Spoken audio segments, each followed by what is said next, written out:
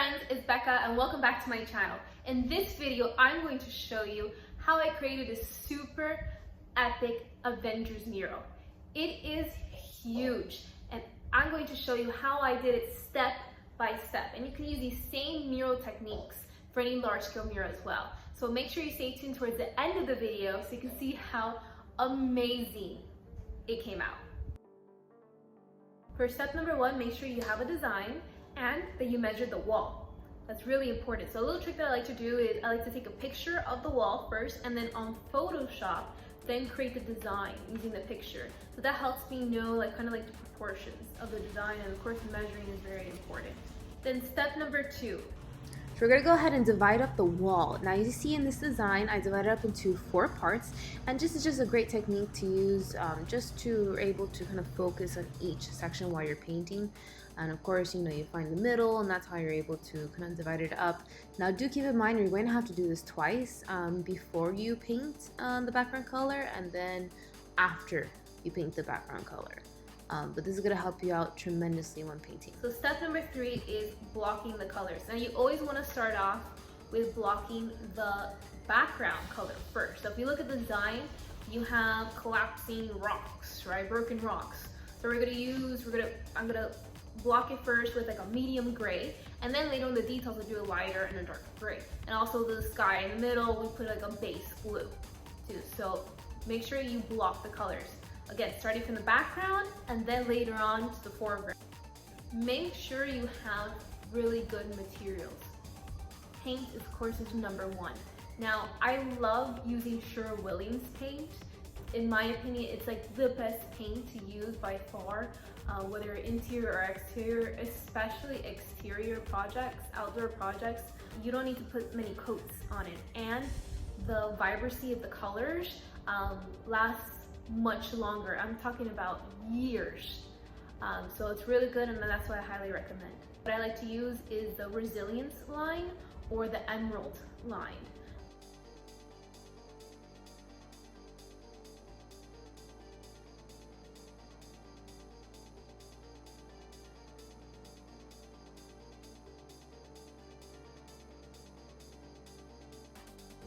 Step number 4, stencil.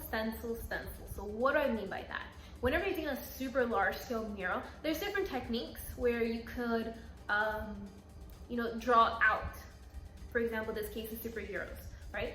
So some people use projectors, which is great, but logistically, at times, depending on where the wall is, outlets and all that stuff, it could logistically be difficult. So what I like to do is I like to create my own custom stencils. If you want to learn more about how to create stencils, I have a whole video that talks more in detail about that.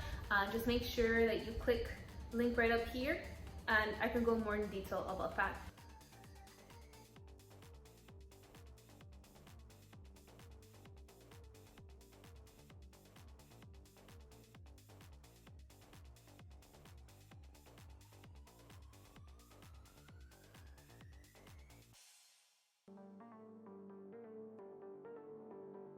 Step 6 is details. Now this can take, depending how detail oriented you want it to be, this can take quite a bit. But definitely details make a huge difference. And of course the technique I like to do is, first you block the colors with the basic colors, and then boom, you go into each section and then doing the detail.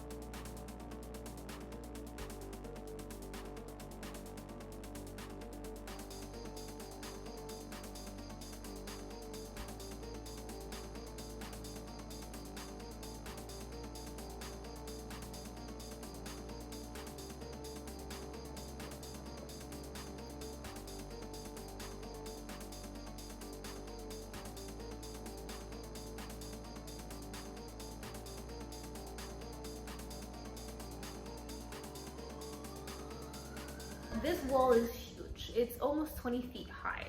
So I started off painting the bottom part first, and then I rented out a scaffold. Now you can either use a scaffold or you can use a boom lift. Just logistically for this project, a lift wasn't going to fit in the backyard, so instead I opted out for another option, which is the scaffolding. This scaffolding that I use in this video is aluminum, which is lighter weight, and it's easier for me to just kind of like transport it side to side. It has like wheels on the bottom, so it's easier to move side by side. Now there's different companies where you can rent out a scaffold. I love renting out from Home Depot. I included a link down here in the bottom to show you the type of scaffold that's similar to the one I used in the video. A CrossFit workout, you know, climbing up and down but it really was, that was the only way that I was able to paint, you know, so high.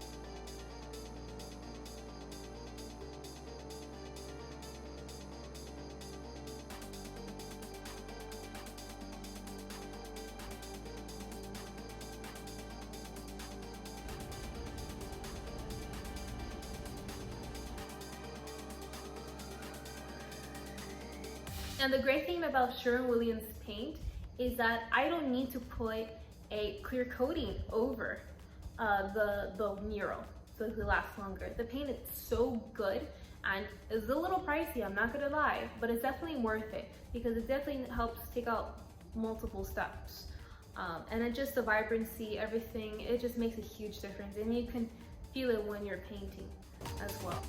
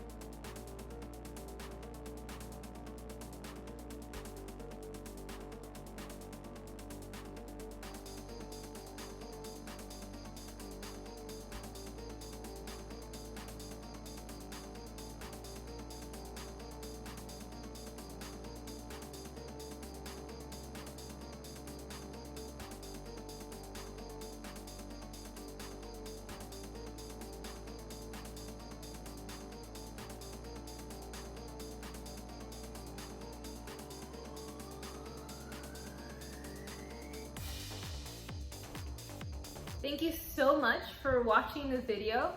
I hope you enjoyed the process, and didn't that mural come out super epic? I'd love to hear your comments down below.